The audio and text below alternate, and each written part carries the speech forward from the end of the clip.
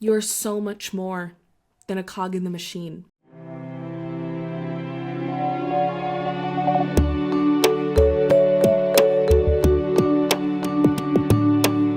Hello, everybody. Happy Friday and welcome to our daily ritual.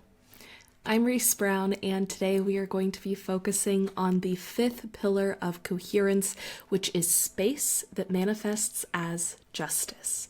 This is an offered intention, something that I will be using as we go into today's session.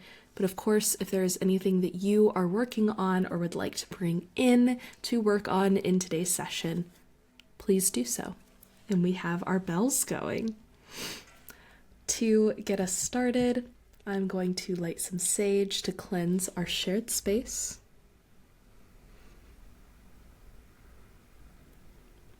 And as I do so, I invite you to close your eyes or soften your vision and begin to deepen your breath.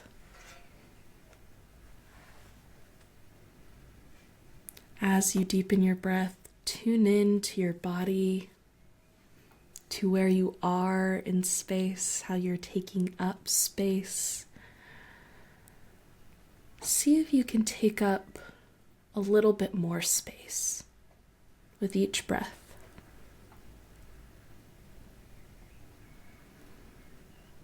Now is the moment to give yourself permission to just focus on you. Let these next few minutes be a time when you don't have to do anything at all. No one wants anything from you.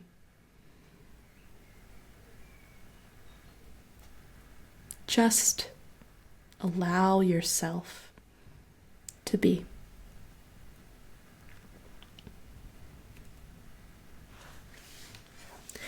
Here in a moment, I am going to invite you to take a deep breath with me, and when we do so, I want you to make it the deepest breath of the day so far. Okay, whenever you're ready, take that deep breath in, and keep going, really take up space, and exhale.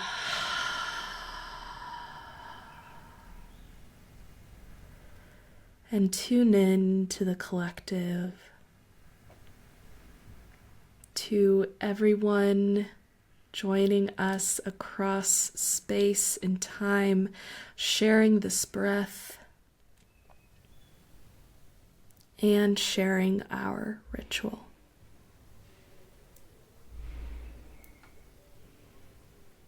Whenever you are ready, you can allow your breathing to return to a normal rhythm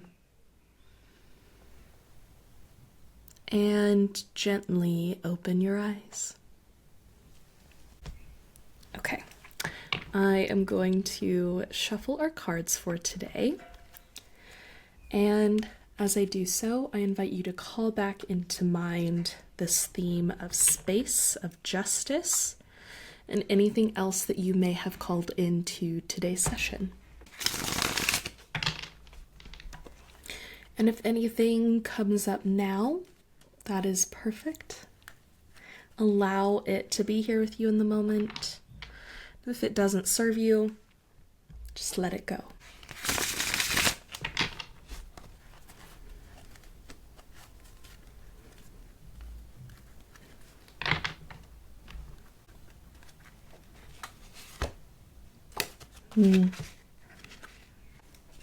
Okay, we have the Seven of Wands in reverse, and the Seven of Wands is the worker bee card. That's so interesting that I wanted to say worker bee. That's not even really how I think about this card. It's certainly a hard work card, but that image calls to mind something different.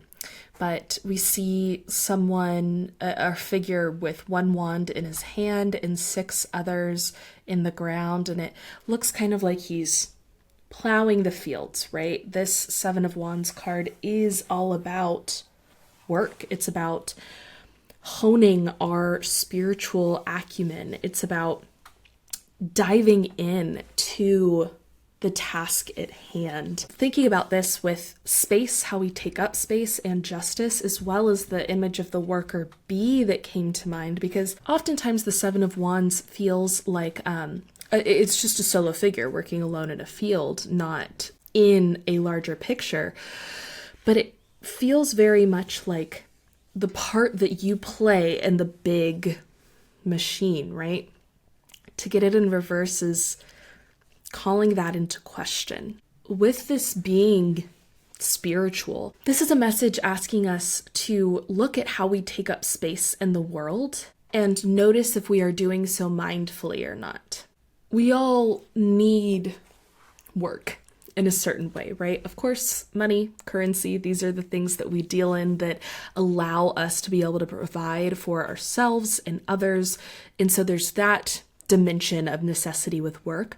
There's also the other dimension that is work worth doing, right? Like there is work in anything. You have to work at relationships. You have to work at your passion. You have to work at spirituality, right? Like all of these things require this effort. When we are doing work, are we clocking in and zoning out? Or are we there and present with ourselves? It's calling to mind Severance, actually, the TV show. If you're not familiar, highly recommend. It is a wonderful TV show. But the premise is that these people who go into work have a function that allows a different aspect of their consciousness to turn on when they are working, and their outside lives have no idea what it is that they do all day at work. And so it quite literally is like completely shutting off this part of yourself that is working. And in reverse, it's saying, don't do that. That's a really kind of flippant way to say it, but it's the chop wood, carry water of it all, right? There's this Buddhist proverb that says, before enlightenment, chop wood, carry water. After enlightenment, chop wood, carry water. And there is always something to chop wood and carry water about, right? There is always some other next cycle, some other thing to do. Are we in the rote practice of just doing it? Or are we stepping to it with our full selves? And I do think that that's part of the problem in the way that a lot of us take up space right now, that if it's not fulfilling work, if it's not regenerative work, then we're just constantly draining ourselves. And the only way to cope with something that's constantly draining you is to numb to it so that it can't drain you, but it also can't fill you up. And you can't selectively numb, right? When you are numbing, you numb everything. You can't only numb this one area of your life unless you get the severance procedure in this sci-fi television show where it works, right? But we don't have that technology. We can't do that. We can't only numb out this one area of our lives.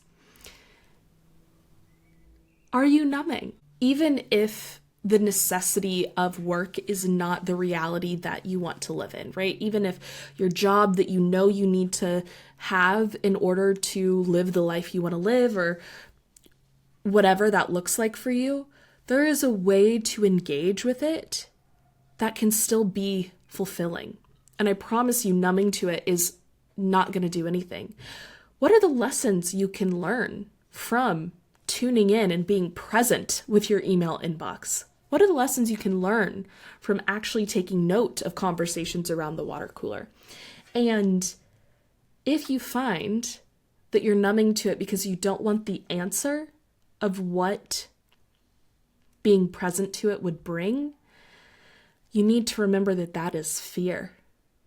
If you're numbing to it because there is something in you that doesn't want to explore what that would mean, I think that's even more of a reason not to numb.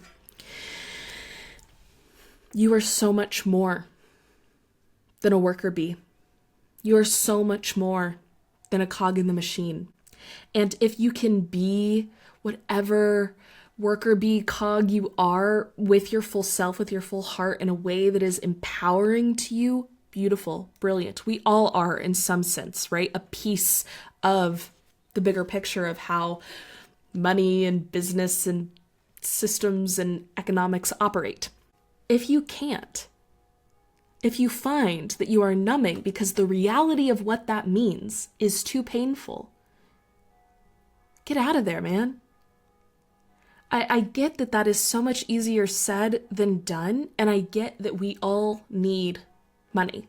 We do.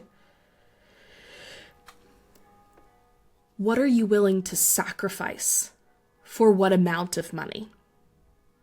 And I don't say this as someone who is just sitting on a large lump sum and is getting to do what I want and flying like for freebies, right?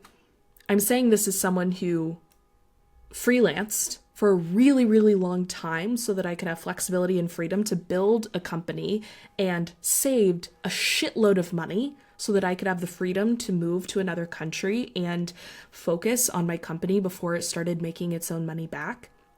And now I am living on savings. I saved enough money to be able to do this for a period of time because I have faith in myself, in my path, in my mission, in my purpose, in the message that that brings people. It's scary. It is. But fear is never a good reason to do something or not to do something. Carl Jung says where your fear is, there your task is. And the same way that I am having faith in the universe to provide, I'm also having faith in myself to create.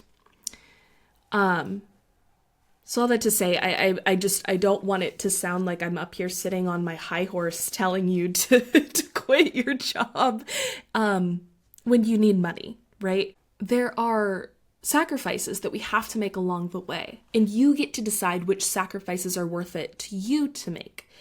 And yes, some of that may be doing what you gotta do to pay the bills, right?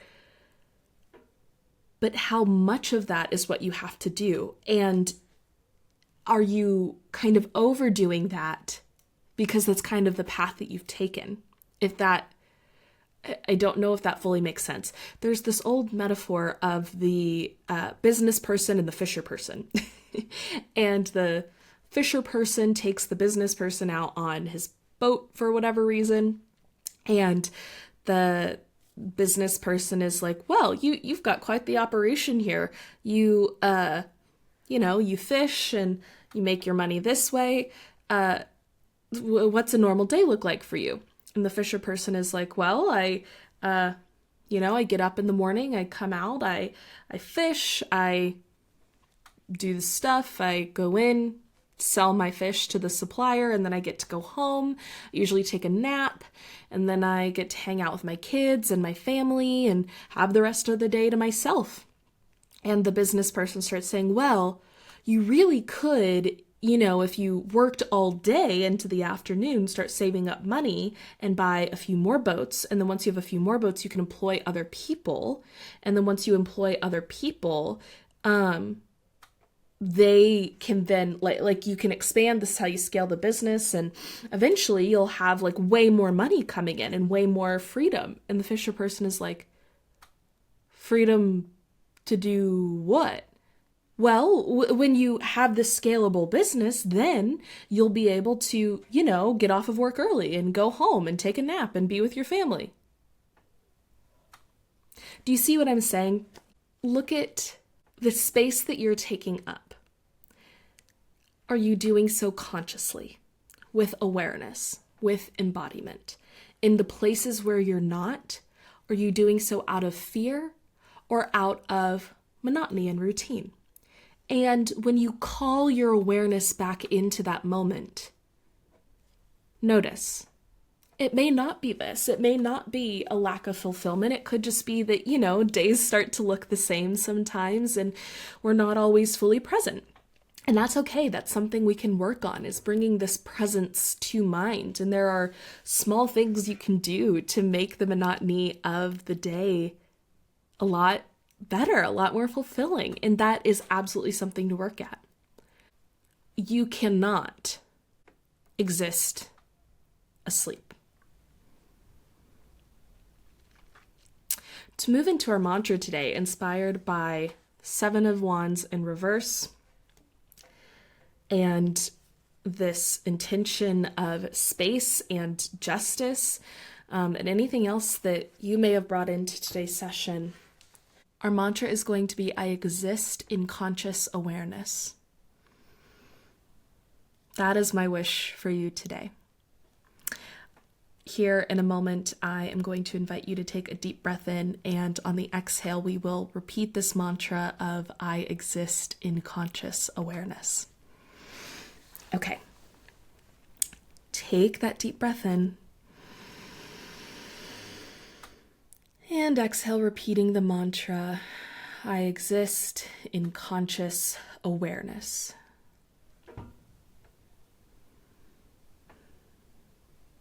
You've got this. Today was a little bit of tough love, but that it really needed to come out. For our practice today, I think just calling in that conscious awareness. Pick something that will be your signal. Maybe it's every time you look at your phone, every time you check a clock, every time you walk through a doorway, something that you do frequently throughout the day, and just kind of set that as your check in your mind, that when you do that thing, you're going to come back into your conscious awareness. It'll be like a trigger for your brain to say, okay, where am I? I am aware. Where am I in space? How am I taking up space? Where am I in my body? And just call that back in. I believe in you. And the reason why this is so important is because you are important. Thank you very, very much for being here with me today. I hope that this resonated and helps in some way. If there is someone else that you think would really resonate with this message, please send this to them as well. Drop in the comments down below what you're going to use as your trigger. I usually use doorways. That's kind of a thing in my practice, because doorways feel very much like portals, and it's like, okay, I'm walking into this next space and it's calling back to mind, where am I in space, right? But let me know in the comments what you're going to use as your trigger to come back into yourself. And thank you for being here. I'm very much looking forward to seeing you right back here tomorrow. Our Daily Ritual is a podcast by the Cohere Collective that helps you build purpose and coherence into your daily routine. Wherever you are listening or watching, please follow, subscribe, leave us a 5-star rating, a review, drop in the comments what you're going to use as your trigger to come back into conscious awareness. If this message is important to you, sharing it with other people is the best way to help them hear this message too. A big thank you to Podington Bear for our Daily Rituals theme music, and as always, I hope you feel like you are living more coherently. Until next time, love.